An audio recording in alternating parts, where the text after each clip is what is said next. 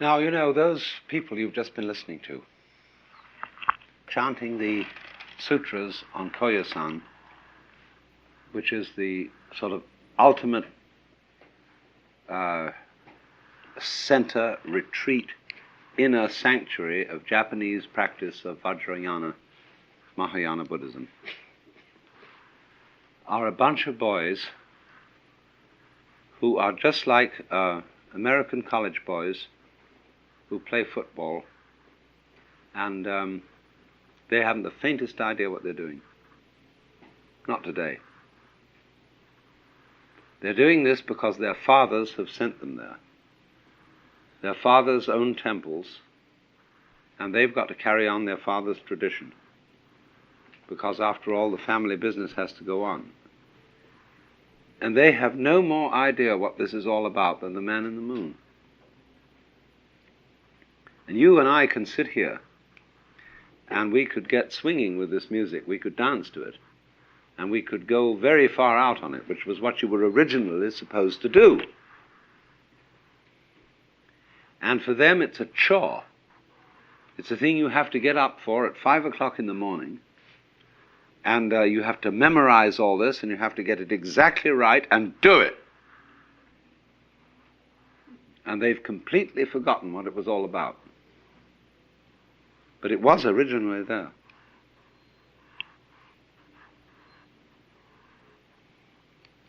It's a funny thing how this happens, you see. But you see how I was explaining to you this morning? How we have a rhythm between remembering and not remembering. You remember long enough to know that you're there. Because if you don't remember, nothing makes any impression upon you, therefore you're not there. But then when memory gets too much, and you're too much there, then you have to realize that all memory is an illusion, that there is nothing except the present moment. And that there is no future, as equally no past. And then you're liberated. But when you get liberated, you have to come back in and play memory again. There's a cleaning process. In other words, you wipe off the blackboard, and then you start writing again. And then you wipe it off, and then you start writing again. And this is the process whereby life is kept going. So in the same way with these people. They have come to a point in the historical development of their way of life where they remember too much. It's not new to them. And all this therefore becomes what we call going through the motions. And so this is the same paradox that I was talking about this morning, that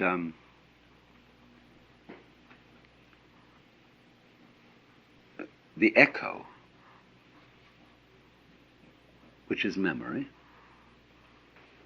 is simultaneously what tells you you exist and what traps you. So in the sense that it tells you you exist, it's an advantage. To the extent that it traps you, it's a debt. You're in debt. You should be thankful. Somebody gave it to you. Ultimately, in the Judeo-Christian tradition, the Lord God did it all for you, and you should be thankful. And say, anything bad that I did was from me.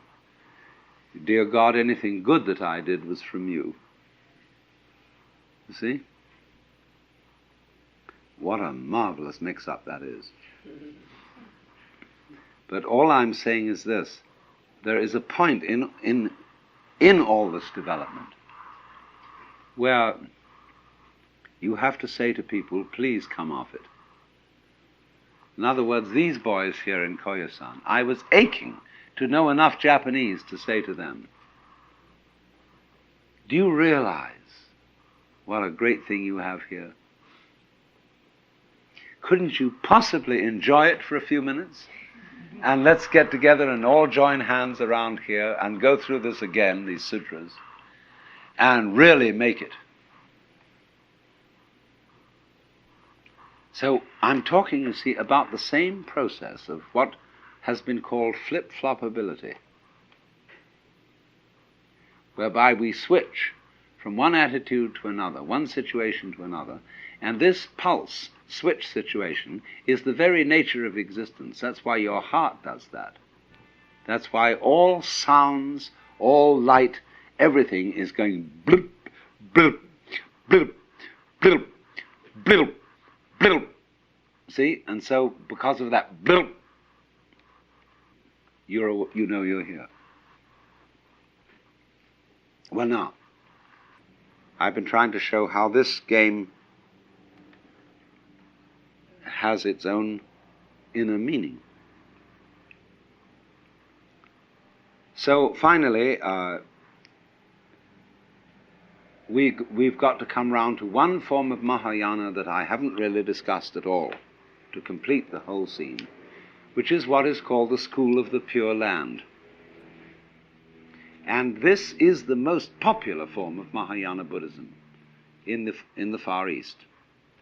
In China, in Japan, everywhere. The multitudes go for this kind.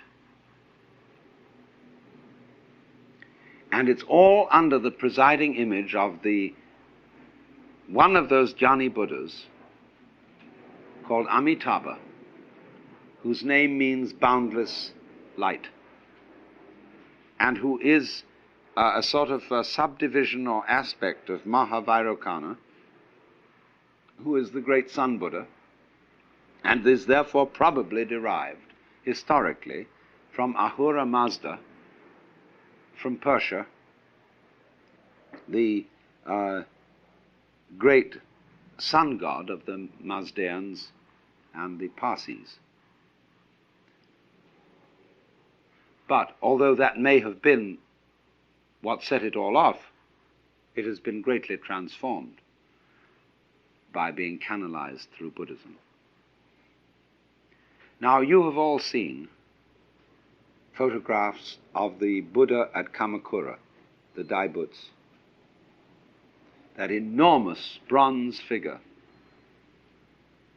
that sits in a beautiful park with pine trees, the temple having long been demolished by a tidal wave, for which thanks be to God. Because if it hadn't been for the tidal wave, nobody would ever have really seen this figure. But there is at Kamakura this huge bronze figure. It's about 42 feet high. And here this creature sits, surrounded by a great busyness.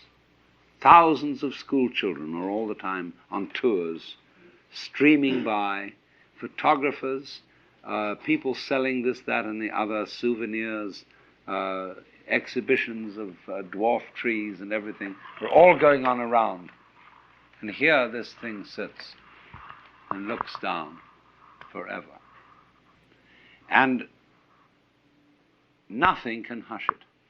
I mean, let's put it this way. It hushes everything.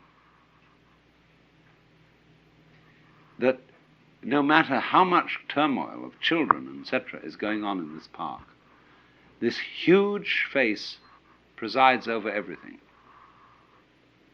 And you cannot ignore it. It subdues you into peace without doing it in an authoritative way. It doesn't say to you, shut up. It just is so peaceful that you cannot help catching the infection of peace that comes from this figure. And this is the figure of Amitabha. Not the historical Shakyamuni Gautama Buddha living in India, but one of the Jnani Buddhas who is not manifested in the world. Now the religion connected with this figure is called Pure Land, Jodo in Japanese, Shinshu, the true sect of the Pure Land. It comes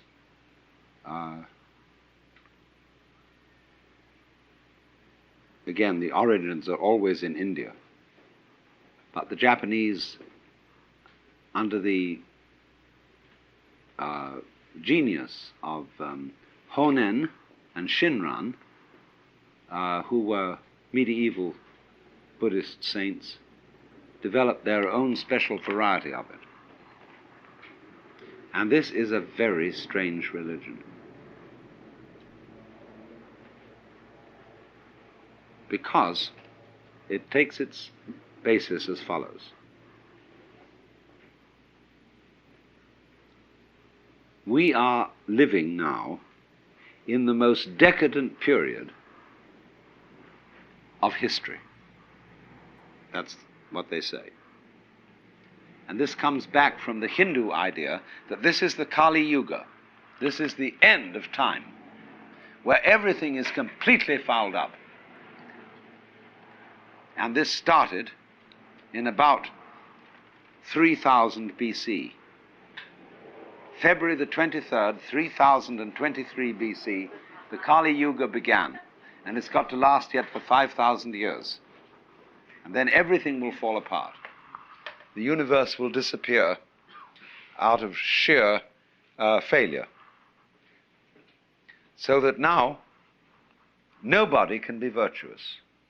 Because everybody who tries to be virtuous in this epoch of the world is merely showing off. It's not really pure. It's just pretending you're virtuous. It's a big act. In other words, so you give money to charity, not because you really love the people you're giving money to, but because you are under a sense of guilt and you feel you ought to. And therefore, because of that inescapable bad motivation, nobody can possibly liberate themselves from the chains of karma. The more you try to get out of your karma, that is to say, your conditioning, your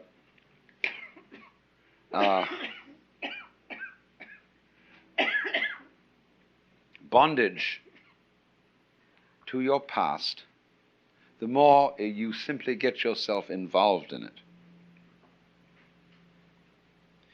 And therefore, all human beings living in the end time of the Kali Yuga, or what the Japanese call Mappo, are just hopeless, hopelessly selfish.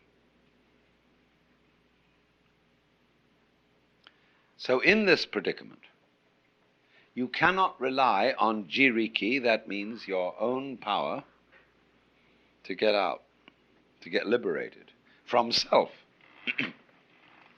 You have to rely on tariki, which is the power of something else altogether than you, something quite different.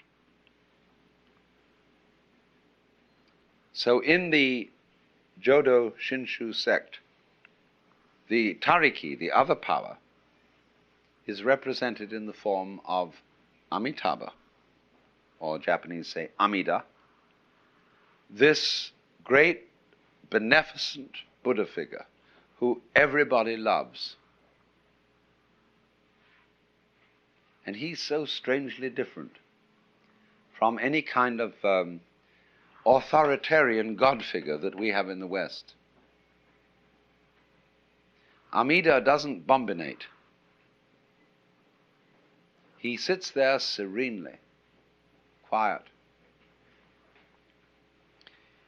He doesn't preach. And all you have to do is to say his name in the formula Namu Amida Butsu, which means Namu, name, Amida Butsu, of Amida Buddha. Namu Amida Butsu. And all you have to do is to say that formula,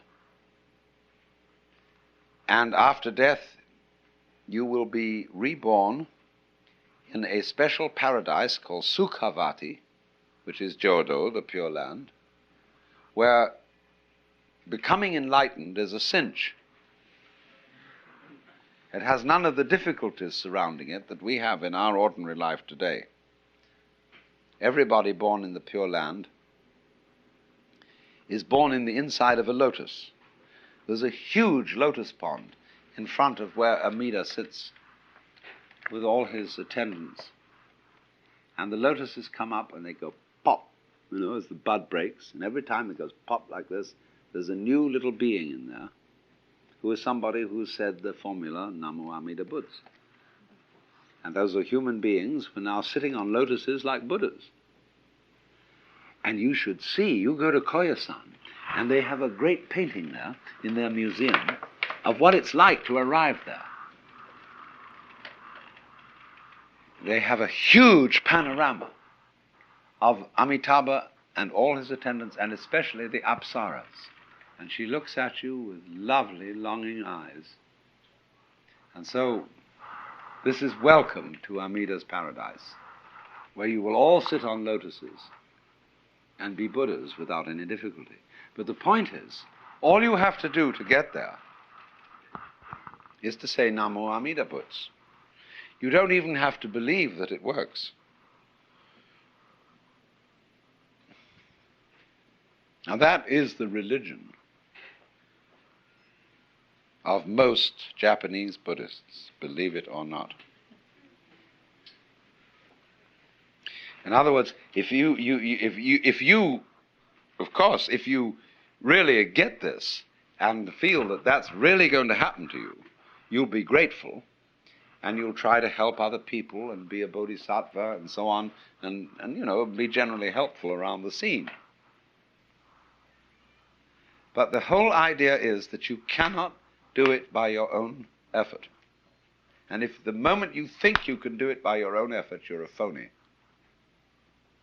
You have instead to go completely with the other, to disown your own power and capability of being virtuous, unselfish, etc. So then, this kind of religion develops a peculiar kind of saint. And they call these people Myo Konin. Myo means wonderful, Ko means fine, Nin means man or person. There can be a woman, Myo Konin. It is not sexually restricted to men. So a Myo Konin is a very special kind of character. There are stories told about Myo Konin. There is one, for example, a traveling man who comes to a temple during the course of the night and walks in, and he takes the sacred cushions on which the priests sit and arranges them right in the front of the altar and goes to sleep. In the morning, the priest comes in and says, "What's going on here?" And the Myo Konin looks at him and says, "Oh, you must be a stranger. You don't belong to the family." Another time, he had great ability for calligraphy, doing beautiful writing. And people were always trying to get his calligraphy from him. And he was cagey about it. It wasn't so easy to get it. So one day, a very, very great man invited him for dinner and again left him alone in a reception room where there was stretched out on the floor some absolutely gorgeous paper with ink and brushes just waiting there. And he got so fascinated that he just couldn't resist. Like a child. He simply couldn't resist doing his calligraphy on that piece of paper. And suddenly, as he realized he had done it, that he had spoiled this gorgeous paper, which was incredibly expensive. The host walked in and he apologized. He said, "Really, I don't know what to do. I'm so sorry I couldn't resist the temptation to make some things on this beautiful paper." And the host said, "Oh, please don't worry about that," because he had now possessed himself of a priceless object of art. This man's work today sells for thousands and thousands of dollars.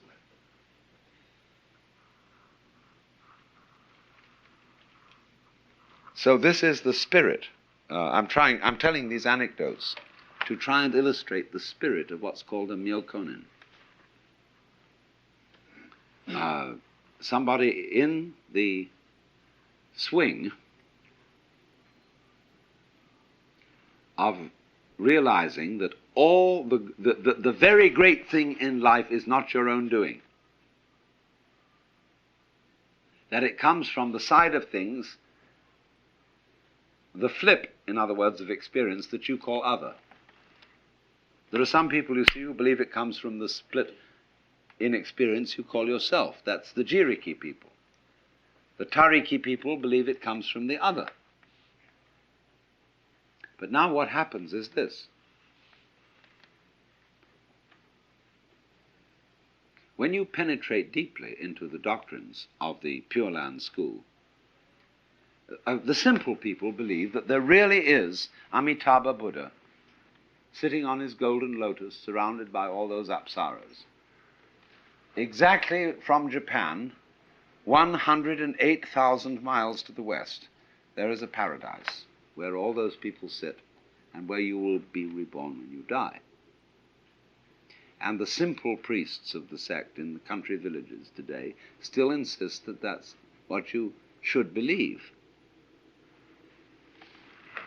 But the sophisticated priests don't believe that at all. They know that Amitabha is in you, only it is that side of you which you don't define as you. When you say, "I have a body," instead of saying, "I am a body," that's because you feel that your body happens to you, that it's something you got mixed up with, that was given to you by your parents. You don't say, "I beat my heart on purpose." You feel that your heart is something that happens to you. So all that side of things that you experience as a passive recipient of it is tariki.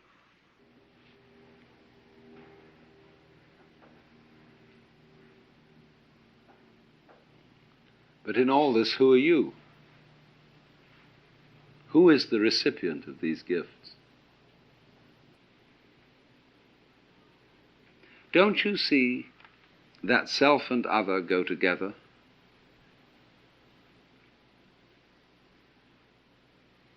That you don't need to cling to yourself because you have everything you called other, and that's you too.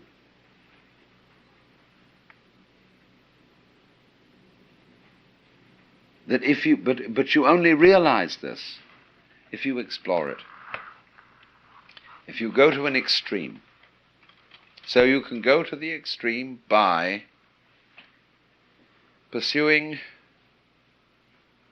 the idea of total courage, of letting go of everything, of being a true Zen monk and abandoning all your property and living in a barn and sitting in the middle of the night in the cold and eating rice and pickles and so on. And you can explore liberation that way. That's going to an extreme. But eventually you'll come round to the same point as the person who goes to the other extreme, which is no effort whatsoever. It comes of itself. Only. He gets in a kind of bind too. Because when am I making no effort?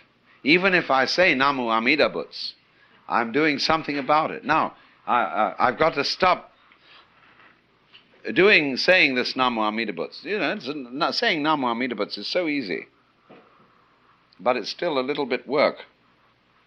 And I mustn't do any work at all. How can you get to the point where you don't do any work at all? Well, you just mustn't do anything. And you find yourself that is as difficult as the other situation was. You see? To do nothing, really do nothing, with perfection, is as difficult as to do everything.